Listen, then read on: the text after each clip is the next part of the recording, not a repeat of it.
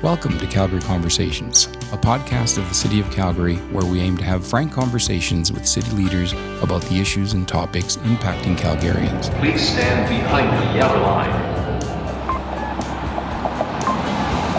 My name is Jose Rodriguez. I am the leader of Media Relations and Employee Communications at the city, and I'm happy to be your host. Welcome. And if you're hearing this, we've made it to episode 2 of Calgary Conversations. We received a lot of feedback from our first episode with Chief Administrative Officer David Duckworth, and we welcome that feedback. Please reach out to us at calgaryconversations@calgary.ca. Today, we're going to dig into something that's very important to all Calgarians, and that is community safety. And we are super happy to have the City of Calgary Community Safety and Wellbeing Lead, Kay Choi, with us here today. So, Kay, welcome. Thank you. Thank you for having me. So before we start, we like to introduce people to some of our guests. So maybe you can tell us a little bit about yourself and your job. Yeah, my name is Kay Choi, and I've been with the city for 27 years. It's the only major city that I've ever known. Immigrated here to the city of Calgary back in 1976 and seen the city grow, understand the importance of safety, and want to be a part of creating a more safe and welcoming city for Calgarians. I think we're a couple of 1976ers. I am also an immigrant who came here in 1976. And I don't think we broke 500,000 people by then. We were probably maybe right around that area. So a lot has changed. One of the things that is on the top of the minds of many Calgarians is public safety, community safety, whatever we want to call it. Part of your portfolio is to help us navigate that. Maybe you can talk about that a little bit. Sure. So I started this portfolio back in October of 2023. And one of the very first things that we did was we convened leaders from across the corporation and we asked the tough questions. What is it that you're doing now? What is it that you want to be doing? And then what we did was we identified some of the gaps. And so we spent the first 30, 60, 90 days taking a look at what some of the services and programs that we are offering to Calgarians. And along the way, identified areas that we needed to do a little bit better. But let me tell you something, my colleagues across the city of Calgary and our partners are doing a great job. And really the only thing that I am doing is amplifying the work of the great work that's already being done. So what did you find in that 30, 60, 90 analysis that you did? What are some of the spots that the city needs to invest in or divest of? So one of the key things that we identified quite early on is that we needed to tell our story to Calgarians. And so some of the great work was happening amongst across services. And so one of the very first things that we did was we created a landing page or a website for Calgarians for them to link into so that we had a holistic story and was able to tell what it is that we are doing on a regular basis. I think the other, gap that we identified, and it's not necessarily a gap, but that we're incredibly humble, that we do such great work in the city of Calgary, and we're really good at keeping it a secret. And that's the job that I'm doing right now, is telling Calgarians about all of the great work that is being done currently right now to improve safety and the perceptions of safety. When you talk about safety, downtown safety, community safety, people want to know, how are we making a difference? So if I felt unsafe coming downtown, for lack of a better community, last week, why should I feel safer today? I think one of the things that we need to be doing better is to define exactly what is safety and what the perceptions of safety is. Because let me tell you right now that our crime stats, our calls for service for social disorder, we're improving. We're getting much better.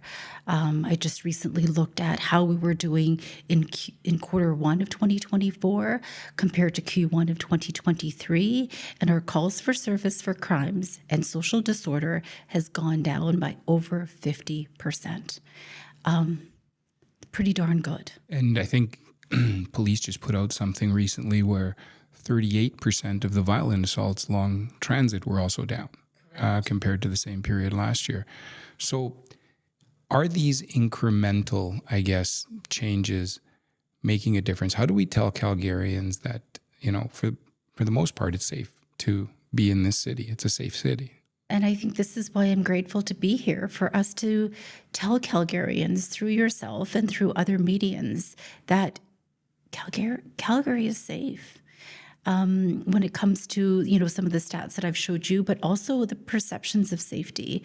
We're moving the needle on perceptions of safety. What I do know is that Calgarians feel a lot safer today than they did 6 months ago when it comes to safety on transit. Over 70% of Calgarians think or feel that they're safe in and around transit during the day. One of the things a lot of Calgarians notice is that there are mental health concerns in the community. There is a large unhoused population. How are we helping address those problems? We can brag and tell people all of the good work that we are doing about improving the presence of enforcement officers, having quicker response times. That's all downstream investments. And what we need to do equally well, and why it's important that this portfolio be called community safety and well-being, is that we have to invest in our upstream programs and services. So we need to be able to make sure that the folks that are vulnerable, that they have the programs and the services so that we can be preventative, so that for our future, looks like we have a safer Calgary. So that's an important mix that you're talking about there, because you can't have enforcement alone, and you also can't have programming and dealing with the big picture, if you will, alone. So how important is it that those two work together? And is it a 50-50 split, a 60-40 split? How do we view that? I think what we need to do is make sure that it's a balanced approach. This time last year, Calgarians were saying that they needed more visibility and presence of our uniformed officers. And City Council invested heavily in our transit public safety strategy. That resulted in more presence, more uniform presence in and around transit.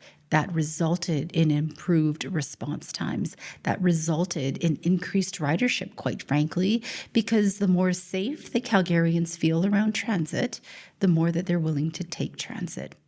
At the same time, though, we listen to Calgarians when it came to response. What we also need to be doing is investing in our upstream services, investing in our programs, investing in day spaces. If you recall, this past winter, through Council's investment, we opened up over 400 daytime spaces for Calgarians experiencing vulnerabilities in extreme weather. That is just as important, not only for those that are experiencing vulnerabilities because they have a warm space to stay, but also for preventative, because in those warm spaces, we're providing them programs and services to get them the help that they need so that they can connecting them to housing, connecting them to support services. Okay, you mentioned it a little while ago that it isn't just us. It isn't just the city of Calgary. We have a lot of very able partners out there who are helping us with this fight. Maybe talk about them a little bit. Sure. So, we can't do it alone. I think when we want, to have a safe Calgary, more safe Calgary, or we want to invest in community safety and well-being, it's a shared responsibility. So it's not just the city of Calgary. We work very closely with our partners in social services, our partners in the Calgary Police Service, quite frankly.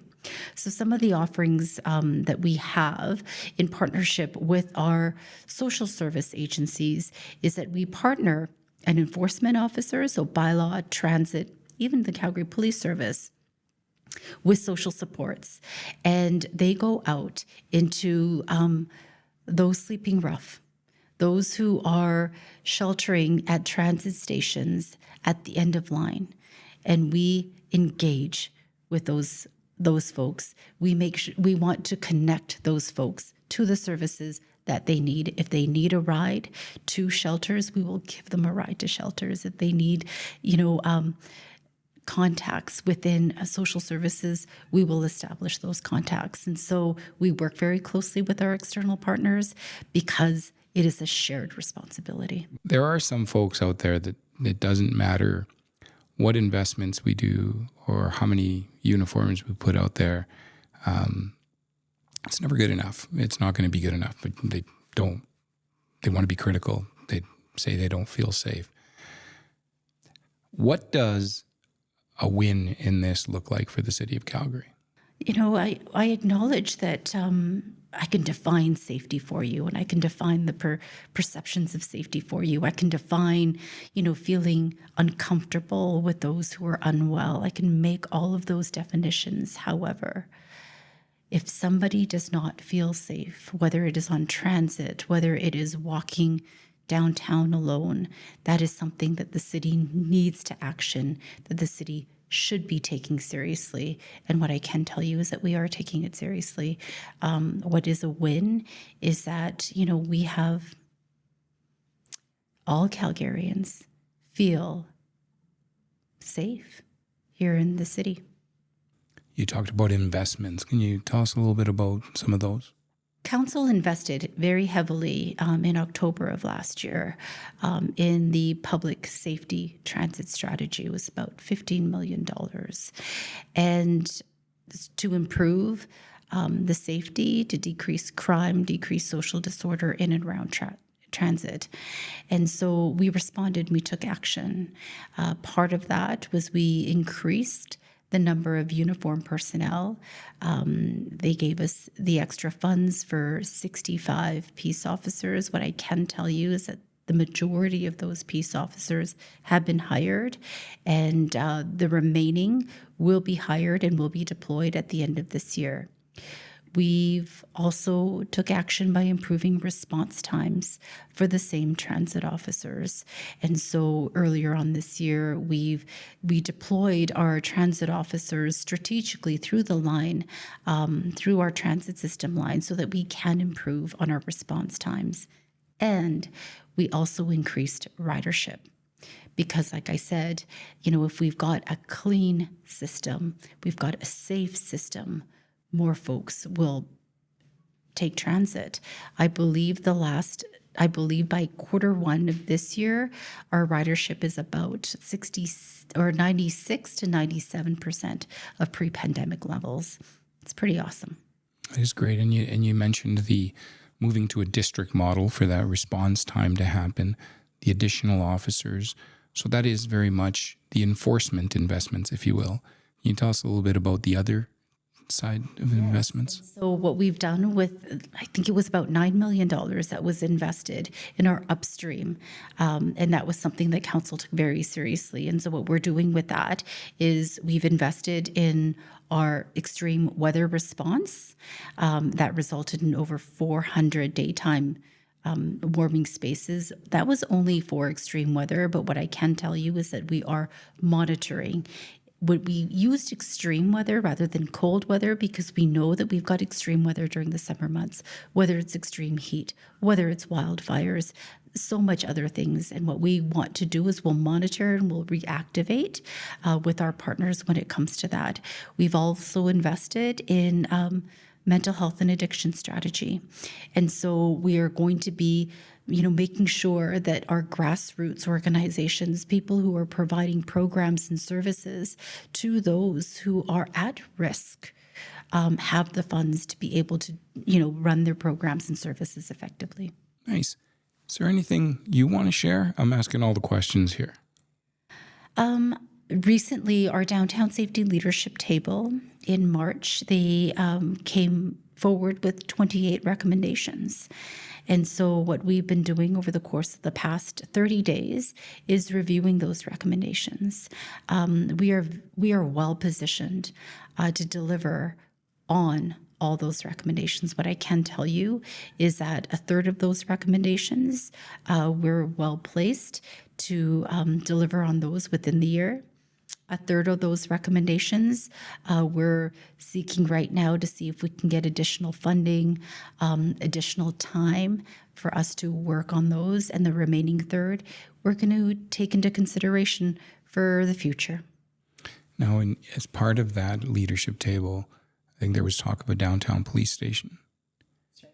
And there was also talk about increasing safety on our plus 15 walkways. That's right. Can you tell us anything about those two? Yeah, and so I mean, it was a varied group of recommendations. What I do know about the downtown hub for enforcement is that was something that was work already underway through the success of the Stephen Avenue Safety Hub and also the East Village Safety Hub. What we wanted to do was create something those were pilots and something that, our citizens can go to if they needed a question asked, if they needed, to feel safe. To feel safe. Just a place to feel safe. Sometimes you place to feel safe. Walk in, you can feel safe. That's right. The other one, I forgot what you asked. So the other one that I remember from that report were the plus 15 walkways and increasing safety there. So what I can tell you is that we have our partners in the city who have said that this was work that was already underway. And so I haven't done a deep dive into where we're at with that, but we feel as though with additional resources and maybe some additional time, that is something for us something that we can explore and something that we're willing to move on. You mentioned the unhoused population and extreme weather events. You can't come downtown without seeing a large unhoused population. Part of that is mental health and addictions. How much of that is housing? Just having a house that you can afford to live in? It's a great question. Let me put it this way. If you were forced out of your house at 8 o'clock in the morning without any access to your house until 6 o'clock at night, what would you do? I would try to find a safe place. I would try to find an outlet to plug in my phone. I would try to maybe get access to a computer, internet, so maybe I can apply for jobs. I strongly believe that the folks that are sleeping rough is primarily a housing issue. And I am so incredibly pleased that council invested in the Home is Here, Calgary's housing strategy, because I truly believe that we need to get more non-market homes for those who are sleeping rough right now. How important is it to give Calgarians a regular update of what we are doing? And again, it goes to that perception. Maybe I am 100% safe, but if I don't feel safe, then I'm not safe. I think it's imperative. Calgarians have asked us what it is that we're doing, and while we're doing incredible work, all services are doing incredible work. We're not showcasing that enough. We're not telling people enough, and so it is incredibly important. It's more important, though, that we tell Calgarians what we're doing in plain language, quite frankly. And so, moving away from city speak and being really able to tell the story in a way that matters to Calgarians. And so I think that's half the battle, is to be able to sit there and tell Calgarians some of the great work that we are doing, because Calgarians, quite frankly, they understand. And when you keep people updated on what it is that they're doing, they understand that it takes time. They understand to get quality results takes a little bit of time, and people are understanding. I think the worst thing that we can do is tell Calgarians that we're doing nothing, and that's not the case. Yeah, it would definitely builds a sense of confidence that we're moving in the right direction. And nobody likes to be spoken to in bureaucraties. So I'm all for the plain language, that's for sure. Is there anything else that you'd like to share with Calgarians about your very important role at the city? I think the one thing that I would like to tell Calgarians is that we're committed. We hear you. We're committed. And I have a North Star, and that's to make sure, that's to ensure that all Calgarians feel safe. So, Kay, despite all that amazing work and big investments, we still have a long ways to go, don't we? You're absolutely right. We are moving the needle. We're moving the needle when it comes to the perceptions of safety. We're moving the needle in the right direction when it comes to the decrease in crimes and social disorder. But we still have a long way to go. It's a shared responsibility. We need Calgarians to come out, to create that vibrancy, to activate our downtown, to activate our communities. We can't do it alone. We have still a ways to go. Strength in numbers. Strength in numbers. Thank you for your time today, Kay. Thanks for having me. Thank you for joining us today. As always, we value your feedback, so please reach out to us at calgaryconversations@calgary.ca and tell us what topics you'd like covered and questions you'd like answered. Until next time, be kind to yourselves, be kind to each other, and if you see someone without a smile today, give them yours. Take care.